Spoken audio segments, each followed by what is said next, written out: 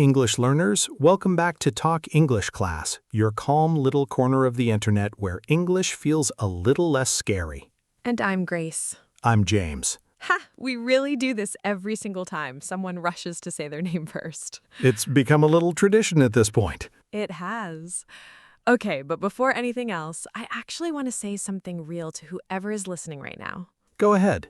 Maybe you're driving right now, maybe you're folding laundry or walking your dog or lying in bed trying to fall asleep. Wherever you are, thank you for choosing to spend this time with us. It really does mean something. Out of everything you could be listening to, you're here.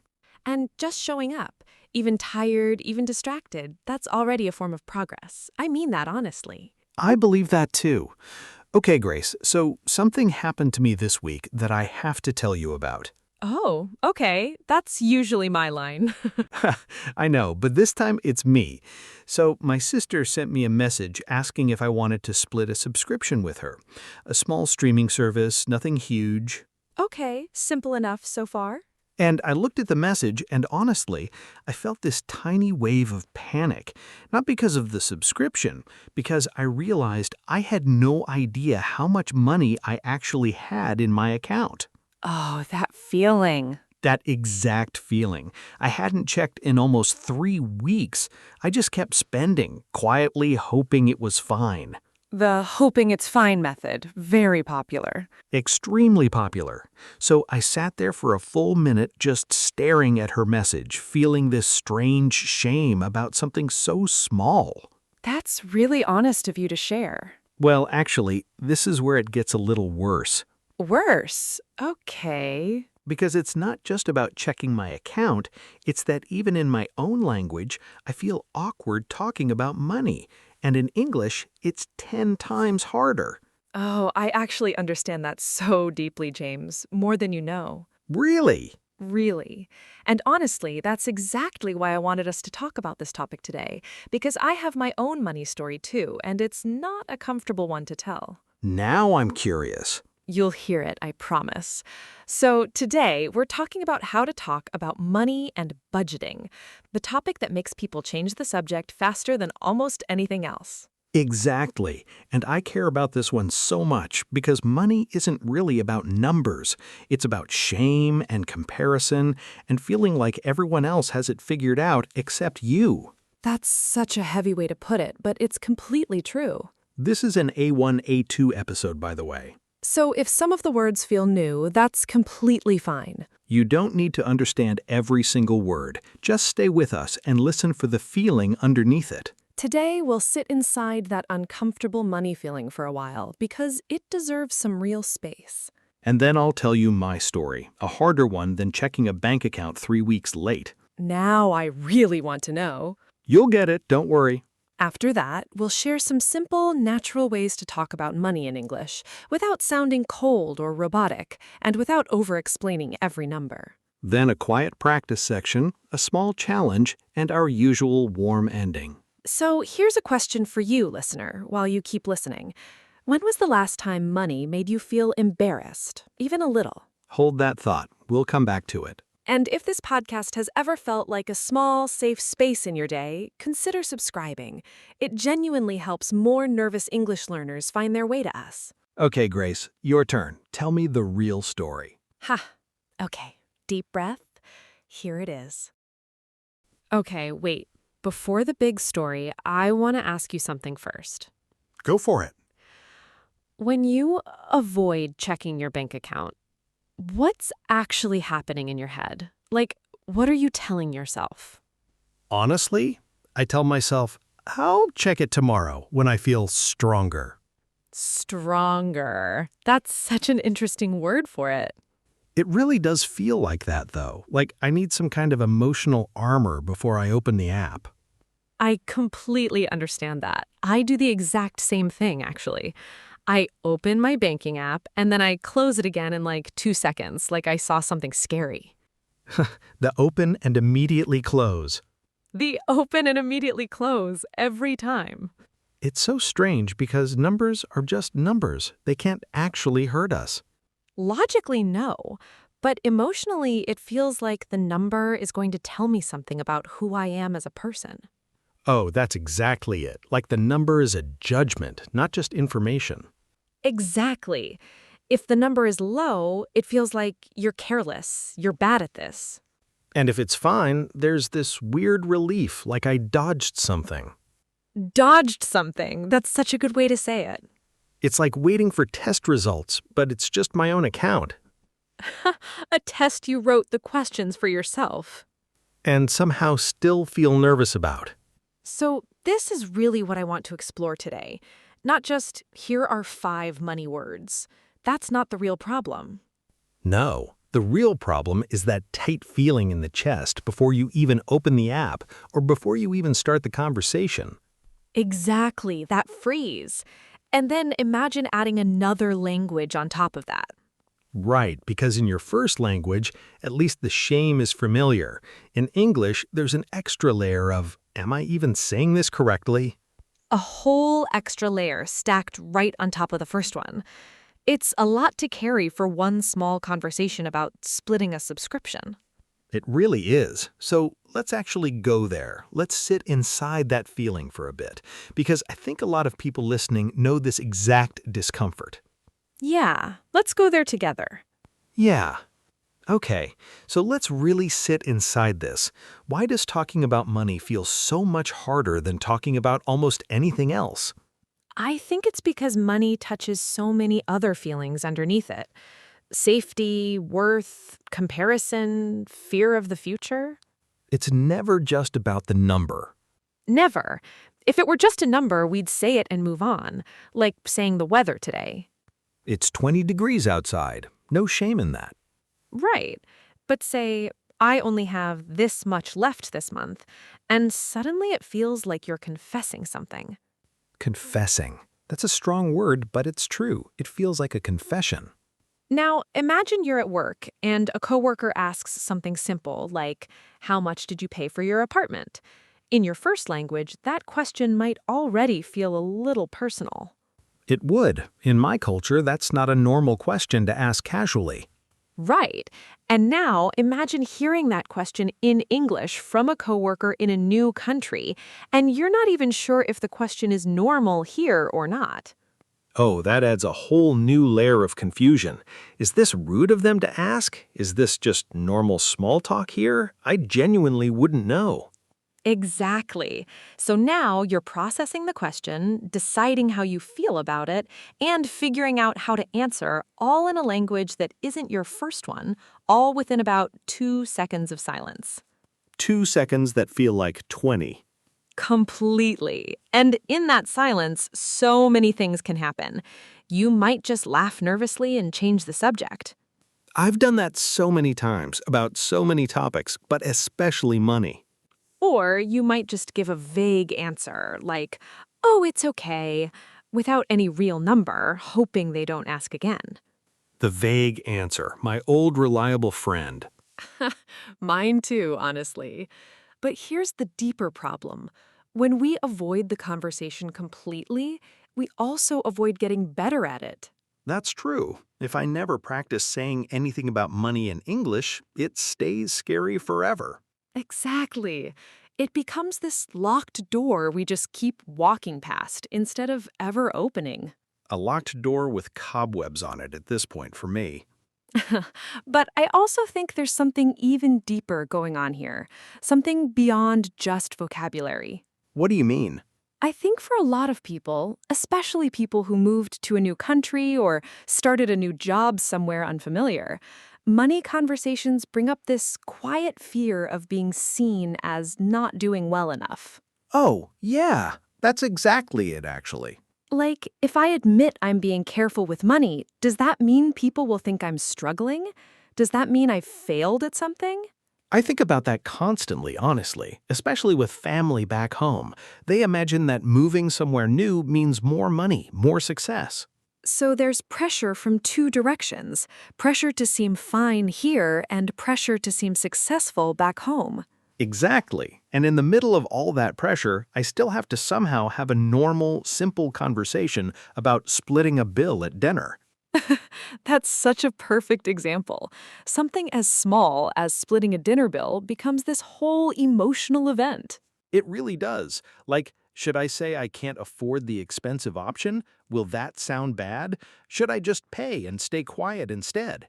And staying quiet costs you money you might not have wanted to spend. Exactly. I've paid for meals I couldn't really afford just to avoid an awkward money conversation in English. That's more common than people admit, honestly. Silence has a price too, sometimes. Literally. That's such a good way to put it. Silence has a price. I think a lot of people also carry shame about budgeting itself. Like needing a budget means something went wrong. Oh, yes, like budgeting is only for people who are struggling, not just a normal, smart thing everyone should do. Right, but actually, budgeting is just planning. It's not a punishment. It's not proof that something is wrong with you. I know that logically, but saying the word budget out loud still feels a little embarrassing to me, honestly. Why do you think that is? I think because it feels like admitting limits, like saying, I can't do everything I want out loud in front of someone else. That's such an honest answer. And I think that fear of admitting limits, that's really at the center of this whole topic. It really is. It's not the math that's hard. Addition and subtraction, I can do that in my sleep. Same. The math was never the problem. No, the problem is saying the sentence, I don't have enough for that right now, out loud to another human being, and not feeling like the ground is opening under me. That image, the ground opening, I think a lot of people feel exactly that. I really do, every time. So here's something I want to gently name before we go further. That fear you're describing, it's not really about English at all underneath everything. What do you mean? I mean, even people speaking their first language struggle to say, I can't afford that, or I need to be careful with money right now. It's uncomfortable in any language. That's actually a relief to hear, honestly. I always assumed it was just my English that made it feel so hard. No, English adds an extra layer for sure. Finding the right words, the right tone, worrying about sounding rude or confusing, that part is real. It really is real. But underneath all of that, the core discomfort, the fear of being judged for your money situation, that belongs to almost everyone, everywhere, in every language. That actually helps somehow, knowing it's not just me and not just my English. You're really not alone in this. So many people are quietly avoiding these conversations in every language every single day. Quietly avoiding and quietly stressed about it. Exactly. And that avoidance, it doesn't actually protect us. It just makes the fear a little bigger each time we walk past it. That locked door again, gathering more cobwebs. Exactly that locked door. But I promise, by the end of this episode, that door is going to feel a little less locked. I really hope so, because right now it feels completely sealed shut. It won't by the end. I promise you that.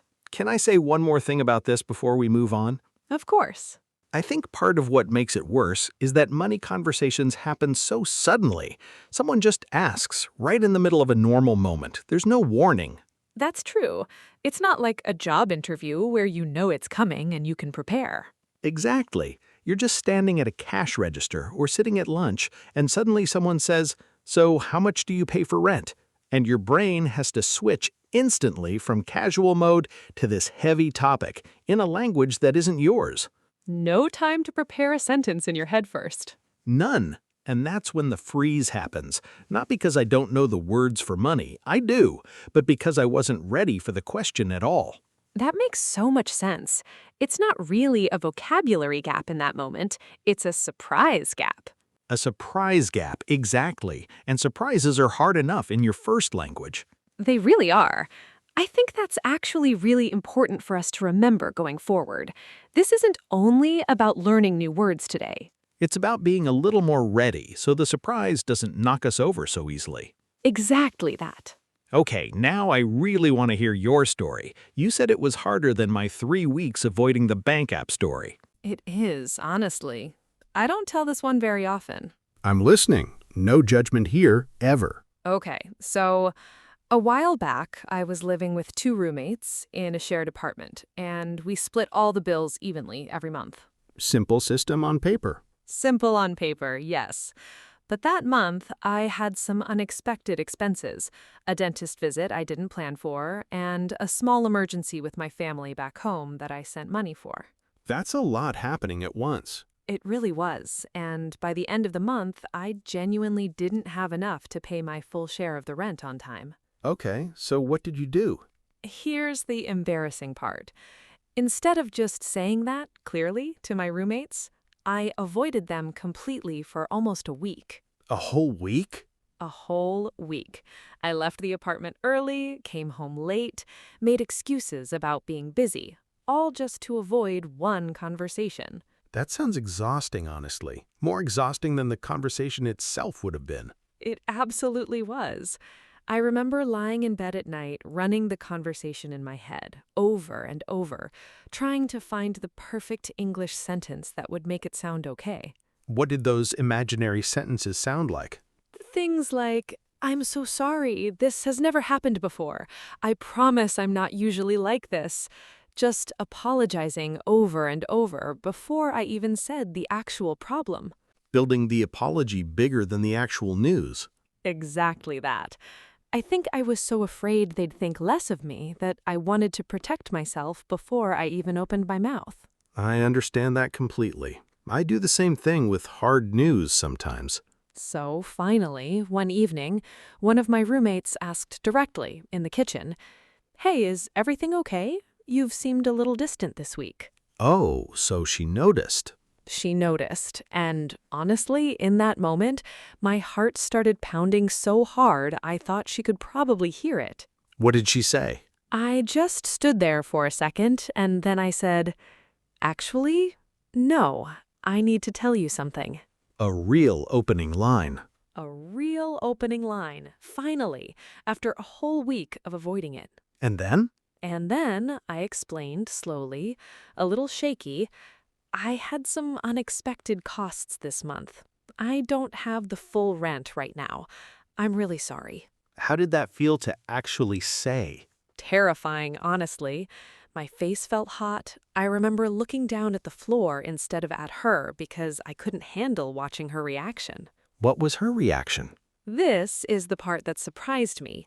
She just said, "Okay, thank you for telling me. Do you know when you'll have it?" That's it? That's it.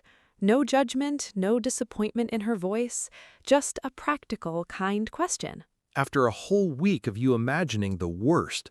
A whole week of imagining disappointment, anger, maybe even her wanting me to move out. And the real reaction was just calm and human. That gap between the fear and the reality, that's huge. It really is. I actually felt a little embarrassed afterward, not because of the money, but because of how much energy I wasted avoiding one short conversation. A week of anxiety for a conversation that lasted maybe 2 minutes. 2 minutes, honestly, maybe less. I told her the date I'd have the rest of the money. She said that was completely fine, and that was it. Done. That must have felt like such a strange relief. It did. Like this huge weight just disappeared, almost instantly. I remember going back to my room and just sitting there, feeling lighter than I had in days. What did you learn from that looking back now? A few things, actually. First, that clear, simple honesty is so much easier for other people to receive than we expect. We build up this whole disaster in our heads. We really do. Second, I learned that delaying a hard conversation doesn't remove the fear, it just stretches the fear out longer, over more days. A whole week of fear instead of 2 minutes of fear. Exactly that math. And third, and this one took longer to really believe, needing help with money or being honest about a limit doesn't make someone see you as less capable. It doesn't. It really doesn't. If anything, my roommate respected me more after that because I was honest instead of hiding. That's such an important lesson, especially for us, learning to have these conversations in a second language. It really is. Because in English, I think we sometimes believe we need the perfect sentence before we're allowed to speak. The perfect sentence that never actually comes. Exactly. My sentence that day wasn't perfect. It was simple and a little shaky and completely enough. Simple and shaky and enough. I like that combination a lot. Me too, now, looking back. At the time, it didn't feel that way at all. I think that's true of almost every hard conversation, though. It never feels enough in the moment, only afterward. That's such a wise thing to say, James. I have my moments. You really do. And honestly, that story is part of why I care so much about this topic. Because that fear, that week of hiding, it didn't have to be that long. If you had a few simple sentences ready, maybe... Maybe, or maybe just permission to believe that honesty is allowed to be simple. I think a lot of people need that permission, honestly, including me. Including both of us, clearly. Can I ask something? After that conversation, did it get easier the next time something like that happened? Honestly, yes, a little. Not perfectly easier, but noticeably easier. How so? A few months later, a different roommate wanted to split a grocery bill in a way I thought was unfair. Normally, old me would have just paid it quietly and felt annoyed for days. The silent but annoyed method. I know that method well. Very well-known method. But this time, I remembered how simple that first conversation actually was.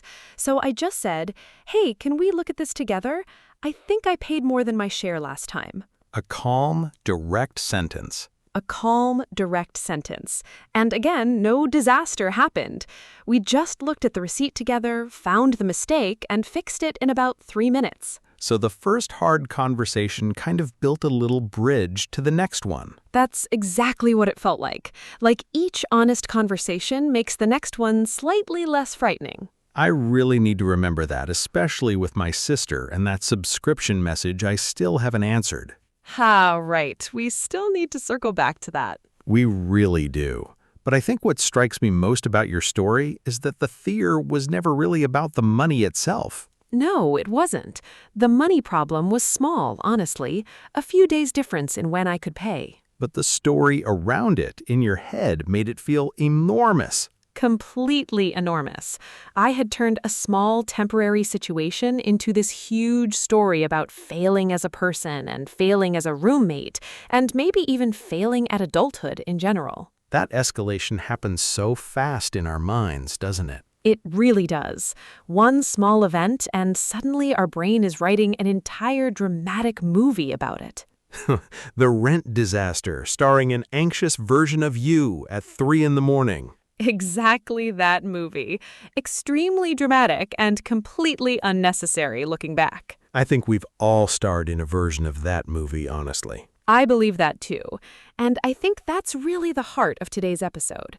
Money conversations feel big in our imagination, but they're usually much smaller and calmer in real life. The gap between the imagined conversation and the real one. Exactly that gap. And I think once you experience that gap a few times and see how much smaller reality actually is, it starts to change how scared you feel next time. I really hope that's true for me, too, eventually. I think it will be. It certainly was for me. Okay, so let's get into this.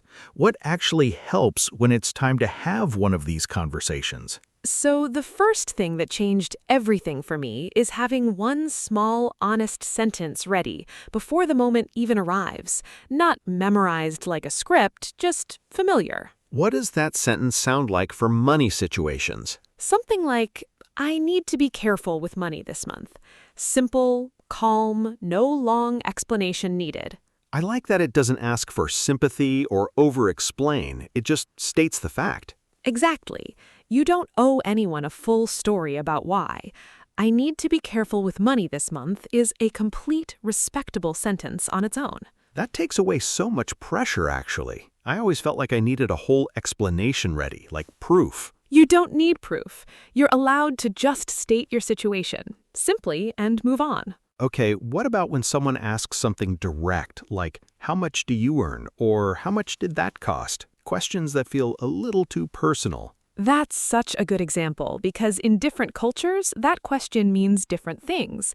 It's completely okay to gently redirect it. How would I do that in a natural way? Something simple like, "I'd rather not share the exact number, but I'm doing okay." Warm, honest, and it sets a boundary without sounding cold. I like that it's not rude, but it's still clear. Exactly. It protects you without creating tension. What about splitting a bill? That's probably the most common money moment for me, honestly. Oh, definitely. So instead of just paying quietly and feeling annoyed or panicking about the cost, you could say something like, "Can we split this evenly?" Or, "I think I'll just get the smaller option today." That second one feels a little vulnerable to say out loud, though. It does at first, but honestly, most people don't even notice or they respect it completely.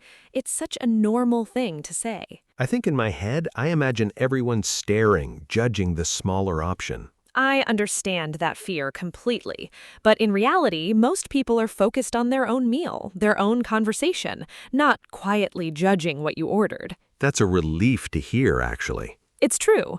And here's something else, connected to my story.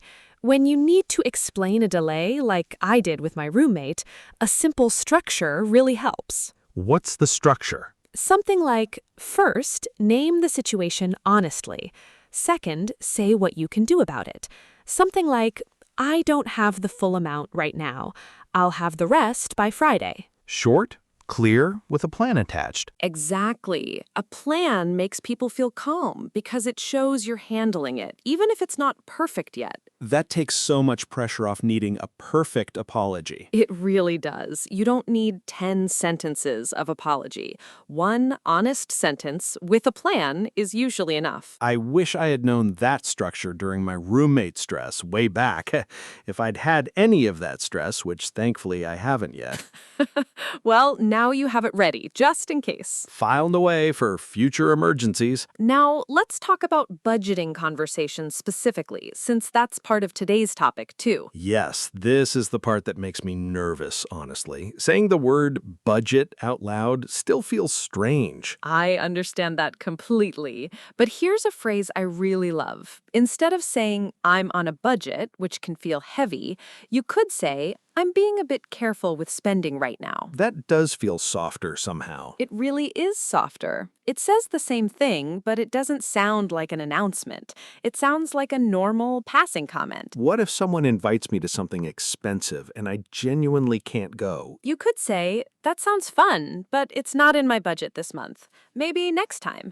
Warm, honest, and it keeps the door open for the future. I love that it ends with maybe next time. It doesn't feel like a permanent rejection. Exactly. It protects the friendship and your finances, both at once. That's such a useful phrase. I think I've been avoiding invitations completely instead of saying something like that. A lot of people do that. Avoiding the invitation feels safer than explaining, but it often creates more distance than the honest sentence would. That's such a good point. Silence can actually create more awkwardness than the truth would have. Exactly. And here's one more layer to this. Sometimes the hardest part isn't even the words, it's the tone. What do you mean by tone? I mean, the same sentence can sound very different depending on how calm or apologetic your voice is. If you say, I need to be careful with money right now, in a calm, steady voice, people receive it as simple information. But if I say it while looking down or laughing nervously, it might feel bigger than it is. Exactly that. Your tone teaches people how to react. Calm tone, calm reaction, most of the time. That's such an important detail. I never thought about tone specifically, just the words themselves. It really matters, and it's something you can practice quietly even before you say it out loud in a real situation. I think I'll definitely need that quiet practice, honestly. We're going to do exactly that in just a moment. Perfect timing, then. One last thing before we move there. I want to gently remind you, needing a budget, being careful with money, asking for a small delay, none of that means you're failing. It just means you're a person living a real life with real limits sometimes. Exactly that.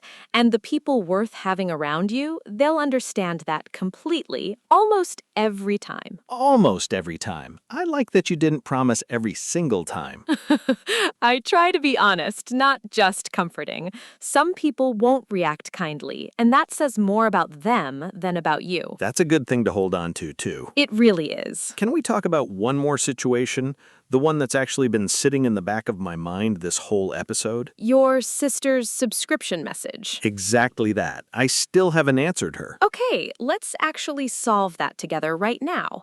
What do you want to say? I think I want to say yes, honestly. I do want to split it with her. I just froze because I didn't know my account balance. So the honest sentence isn't even about saying no. It's just about needing a moment first. So maybe something like, "That sounds good. Let me just check my account and I'll confirm tonight." That's such a normal, calm sentence. It doesn't need any drama attached to it at all. It really doesn't when I say it out loud like that. In my head, it felt so much bigger. That's so often true with money sentences. They feel enormous in our head and completely ordinary once they're actually spoken. The gap again between the imagined version and the real one. Exactly that gap showing up again in a completely different situation. I think I'm starting to actually see the pattern now across all of these examples. What pattern do you see? That almost every money sentence we've practiced today is short.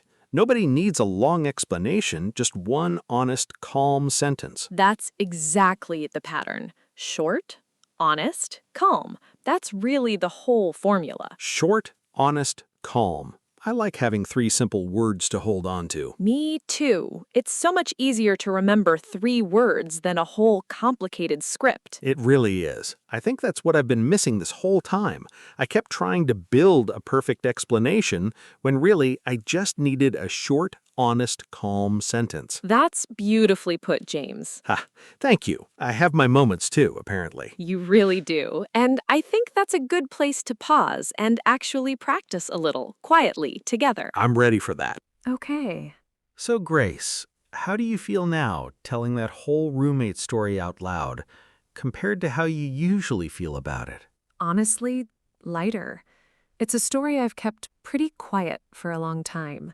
Saying it here with you made it feel smaller somehow. I think sharing hard money stories does that. It takes some of the shame out of them. It really does. And to everyone listening, if you've ever avoided your bank account, if you've ever paid quietly just to skip an awkward conversation, if you've ever built a whole dramatic story in your head about a small money moment, You are not alone in that, not even a little bit. so many people carry that exact same quiet money shame in every language, every single day. And so many people are also braver than they think they are the moment they actually try one honest sentence. Maybe your voice feels small when it comes to money today, but keep using it. Little by little, every single day. One small, honest sentence this week. That's really all we're asking of you. One small, brave, calm sentence.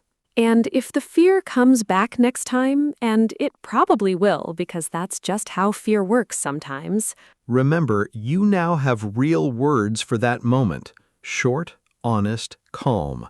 A real formula, not just fear. you're not quite the same person you were at the start of this episode. A little more ready, a little less afraid of that locked door. We'll be right here next time with more small steps like this one. Until then, be gentle with yourself, especially about money. You're doing better than you think, honestly. Even if the number today isn't exactly where you want it to be yet. Especially then, actually. Especially then. Can I say one more thing before we close today? Always. I think what I want people to remember most isn't even a phrase. It's that feeling from my story, the moment right after I finally spoke, that strange lightness. The weight disappearing almost instantly. Exactly that. And I think that lightness is waiting on the other side of almost every hard conversation we avoid, not just about money. That's true for so many things, honestly. Directions, money, all of it. All of it, really. The fear beforehand is almost always louder than the actual moment. I'm going to try to remember that tonight when I finally answer my sister. I believe in you completely, James. It's going to feel so much smaller than you think. Thank you, Grace. Genuinely. Anytime. And to everyone listening, wherever you are right now, whatever your own number looks like today, That number doesn't decide your worth. It never has. it really doesn't. You're allowed to be exactly where you are and still be worthy of respect and kindness and patience with yourself. Especially your own patience, honestly. That one matters most. It really does. Take care of yourself this week. And take care of your English too, one small, brave sentence at a time.